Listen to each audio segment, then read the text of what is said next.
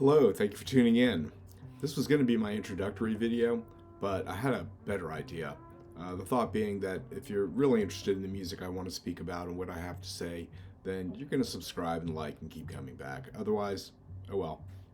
So this week, I had in my head that I needed to order some Jon Hassell records.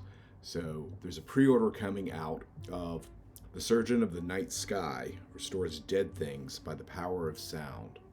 That's out in February. So I'm on Amazon. I pre-ordered this record, and I order a couple more. I get Penimental Volume 1, Volume 2, and Vernal Equinox. Now I have all these as digital recordings, but I don't even have those on CD, just download files from Bandcamp. So I decided to order this record, and the first package arrived on Tuesday.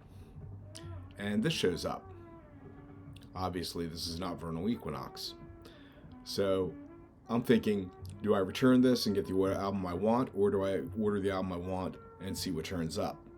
So I Google this and find that Yusuf Kamal Black Focus is a modern jazz record, breakbeat, kind of fusion, bit international in flavor.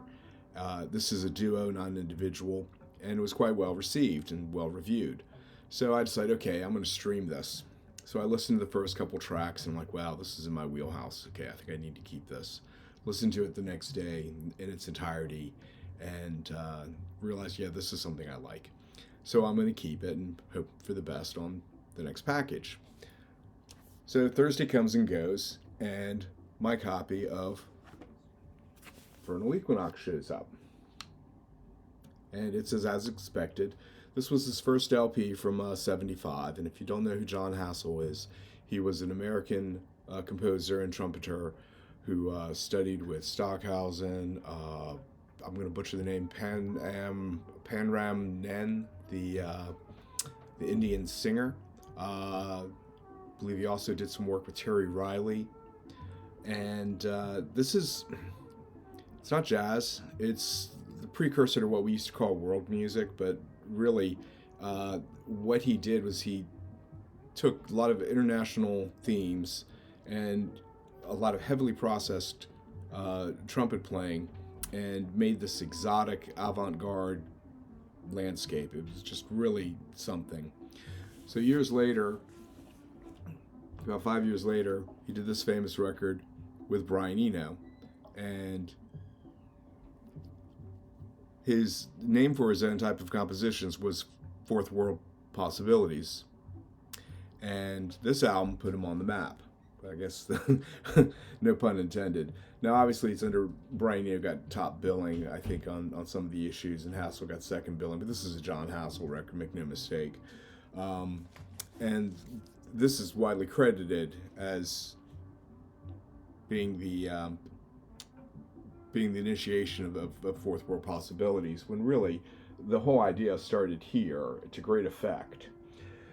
And this is a lovely record. This isn't a great copy. It's a good copy. I'm happy to have one again. I don't know what happened to my original. The sleeve notes that come with the reissue are really, of Vernal Equinox, are really pretty entertaining. There's an essay on one side from Jon Hassell that if you didn't have any insight to his character, you will after reading this. It's very funny. And on the other side was a reprint of an essay that Brian Eno had published. And in this essay, there's a paragraph that resonated with me. So I'm going to take a second to read this. But beyond these issues, there was a deeper idea that music was a place where you conducted and displayed new social experiments. Jon's experiment was to imagine a coffee-colored world, a globalized world, constantly integrating and hybridizing, where differences were celebrated and dignified, and to try to realize it in music. So that's a lovely thought, and I think I'd like to stop there. Encourage you to go listen to this. I found that after I ordered these off Amazon, that they are on sale on Bleep. I don't make any revenue off of Bleep. So if you're looking to explore possibilities, go order them. The other thing I noted was that the engineer on Vernal Equinox was Michael Brook. I spoke briefly about Michael Brook in my previous video and had some nice conversation with people in the chat afterwards. I've got a number of his collaborative records that were published in Real World, Peter Gabriel's label. Things like the album he did with Javan Gasparian, the Pakistani dudek player. He did a wonderful album with the Pakistani band leader Nusrat Fateh Ali Khan. There's another record he did with DJ Cheba Sabah, which I do not have. And there's a fourth one with an African band whose name I will butcher, so I'm not going to try. I think the album title was Assembly. Anyway, good listening. Thanks for tuning in. Be seeing you.